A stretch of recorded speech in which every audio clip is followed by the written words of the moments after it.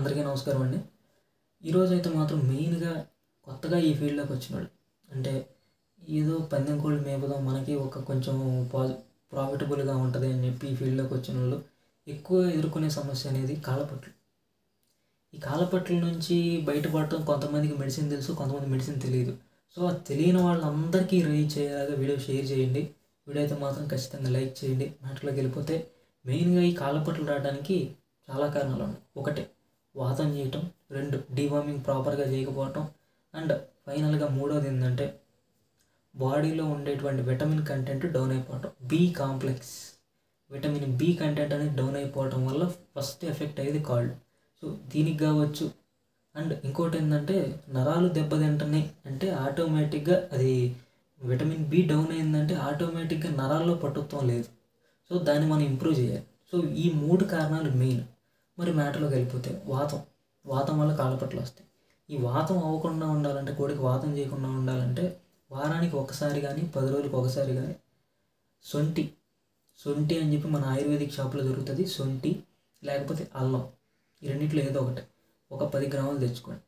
దాంతోపాటు నల్ల బెల్లం లేకపోతే తాటి బెల్లం ఈ రెండిట్లో ఏదో ఒకటి, రెండు ఒకటే కాకపోతే ఒక్కో చోట ఒక్కో పేరు అంటారు. ఇది ఒక 20 గ్రాములు తెచ్చుకోండి. దాంతోపాటు మన సముద్రపు ఉప్పు అంటారు. సముద్రపు ఉప్పు అని కొంతమంది అంటారు, కళ్ళుప్పు అని కొంతమంది అంటారు. అదొక ½ టీ స్పూన్. ఈ 3 రోట్లో వేసి దంచి ఒక ఉండ చేయండి. ఆ ఉండని అంటే ఉండ అంటే ఎంత పెద్ద ఉండలాగా అవుతుంది, అది అంత కాదని అంటుంది. ఇంత ఉండాలిగా చిన్నపిల్లలు ఆడుకునే గోలి అంత పరిమాణంలో అంతంత ఉండలు చేసి పరగట్టుతో గొంతులోకి వేసేయండి కోడికి. చాలు, ఇంకేం అవసరంలా, వాసన తగ్గిపోయింది. ఇలా ఒక 2 రోజులు చేస్తే వాసన తగ్గిపోయింది. అండ్ ఇంకొకటి డీవార్మింగ్. ఇప్పుడు డీవార్మింగ్ గురించి చాలామందికి చాలా డౌట్లు ఉన్నాయి. ఒకళ్ళు చెప్తారు డీవార్మింగ్ 0.5 చేయమని ఒకళ్ళు చెప్తారు, ఒకళ్ళు కేజీకి 1 ml చేయమంటారు, ఒకళ్ళేమో కేజీకి 0.5 చేయండి డీవార్మింగ్ అంటారు, ఒకళ్ళు కేజీకి 1 ml చేయండి అంటారు.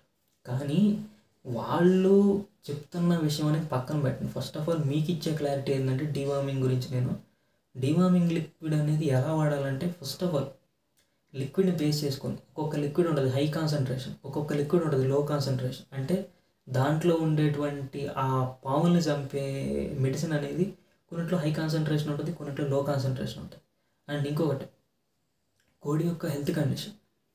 బిఫోర్ డేస్లో కోడి ఉన్న వివిధ రకాలైన డిసీజులకి ఏమైనా ఎఫెక్ట్ అవ్వలేదా, కోడికి బలమైన కోడే లేకపోతే వీక్గా ఉన్న కోడ, వీటిని బేస్ చేసుకొని కోడి బరువుని బేస్ చేసుకొని డీవార్మింగ్ లిక్విడ్ అనేది యూజ్ చేయాలి.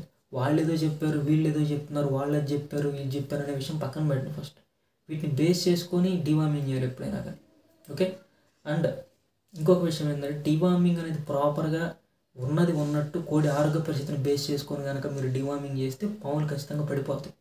అలా కాకుండా మీరు దాన్ని బేస్ చేసుకొని కాకుండా వాళ్ళు ఎవరో చెప్పారని చెప్పి దానికి సరిపోకపోయినా 1 ml వేయాల్సిన కోడికి 0.5 వేసారనుకోండి పని చేయదు. 0.5 వేయాల్సిన కోడికి 2 ml వేసారనుకోండి పాములు పడే సంగతి తర్వాత. ముందు కోడి వీక్ అయిపోయింది. కోడి వీక్ అయిపోయి ఆ డీవార్మింగ్ ప్రభావం వల్ల కోడి విపరీతమైనటువంటి స్ట్రెస్లోకి వెళ్ళిపోయింది, బాగా ఒత్తిడిలోకి వెళ్ళిపోయింది కోడి. అప్పుడు ఆటోమేటిక్గా ఆ ఎఫెక్ట్ అనేది ఇంటర్నల్గా ఆర్గానిజమ్స్ దెబ్బతింటాయి, తర్వాత కాళ్ళు అనేది పట్టుకుపోతాయి.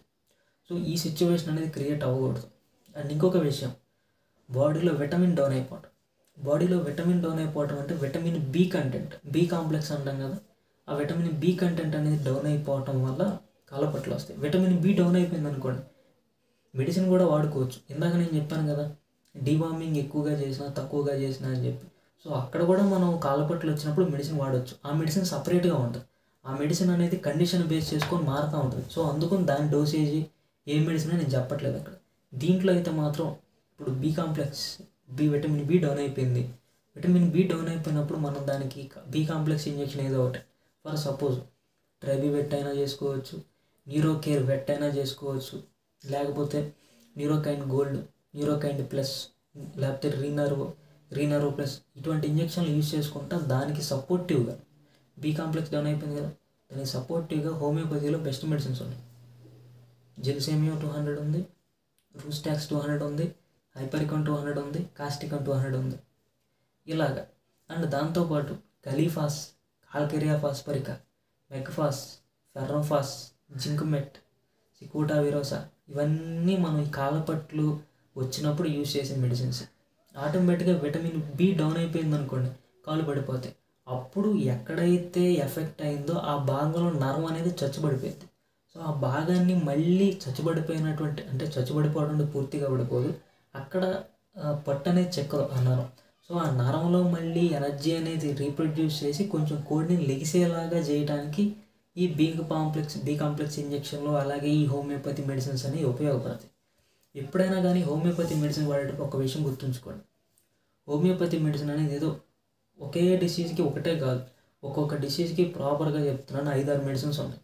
కాకపోతే కండిషన్ని బేస్ చేసుకొని వాడాలి.